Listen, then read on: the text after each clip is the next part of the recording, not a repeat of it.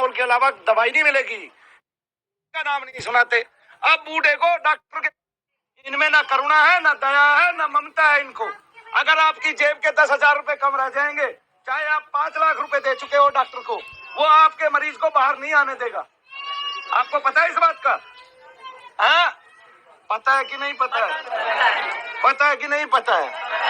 छोड़ता नहीं है वो। आप कहीं से लेके आना, चाहे आप बिक जाना, चाहे आपको वो अगला पैसा जहां तक आपके पास था, आपके पास 5 लाख था, आपका लगा 5.5 लाख या 7 लाख, चाहे आप वो 2 लाख 10% पे उठा के लेके आना। डॉक्टर को तो अपनी फीस चाहिए, किसी और को चाहिए या? अरे वो शमशान में बैठा पंडित भी मदद कर देगा, उसको भी कुछ मत देना। कभी लकड़ी ना होती है तो 10 आदमी वहां भी मदद कर देंगे, वे भी लकड़ी दे देंगे। लेकिन जिसको आपने भगवान बना लिया ना, वो कुछ ना दे। वो सबसे पहले ये कहेगा, भाई लिख दे, मर गया तो तेरा, अर्जी का तो मेरा। ऐसे अंधविश्वास ये है कि जिसमें हम भगवान के तुल्य विश्वास करते हैं, हम उस पर इतना विश्वास कर रहे हैं कुछ हद नहीं। और वो इतना भी विश्वास नहीं करता। अगर 10,000 रुपए जेब में कम रह जाते हैं तो वो ये कहता है कि चल हट यहाँ से, जाके लेके आ और ले जा अपने मरीज को।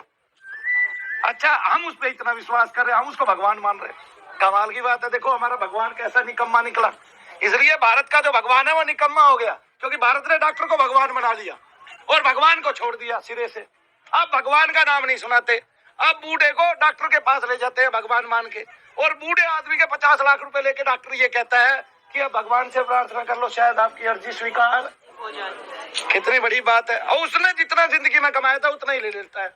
मजे की बात है ना। इसलिए डॉक्टर अरबपति, खरबपति और वो खरबोपति, 20-20 हॉस्पिटल। और भारत पता है क्या कहता है? अभी और हॉस्पिटलों की जरूरत है। क्या है?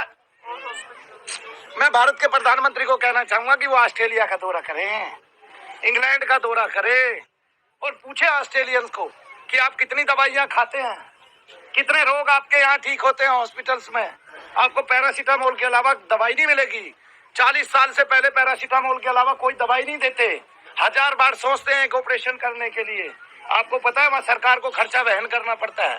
तब प्रत्येक हॉस्पिटल में एक पादरी मिलेगा, जाते ही वो आपकी अर्जी लगाएगा। अगर आपको प्रेत और पितृ होगा, यानी कि शैतान होगा, तो सबसे पहले वो उसकी चेकिंग करेंगे, तब आपको कोई दवाई देंगे, तब आपका कोई काम करेंगे। ये कहाँ घबराहट है? फिर एक मानो भैया सच्चाई का दामन थामते हैं। मैं ये कहता हूँ अभी ये ठीक नहीं हुई है, अभी बेशक घबराहट नहीं है, मैंने करके दिखाया है बस आपको।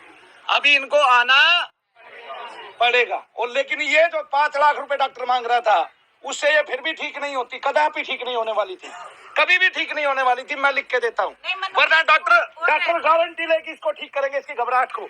तो बोल रहे थे कि मेरे पास मशीन नहीं है, मैं बाहर से मंगवाऊंगा मशीन। ऐसे मरीज मेरे पास कम आते हैं, तो 1-2 मरीज कर लूंगा मैं, उसके बाद मैं आपको फोन करूंगा तो आप ऑपरेशन कराना। मशीन भी मेरे से खरीद देगा, है ना? ऐसे ही करते हैं सारे डॉक्टर, मशीन भी उसके पैसे से खरीद लेते हैं। नहीं है मतलब ये चीज की मरीज मेरे यहाँ नहीं आते हैं, बोले दिल के ऐसे वाले 1-2 मरीज। बोला जब तेरे यहाँ आते नहीं है, तू काहे ऑपरेशन का ठेका ले रहा भाई? उसने तो मेरे को तेरे से कुछ गड़बड़ हो गई तो?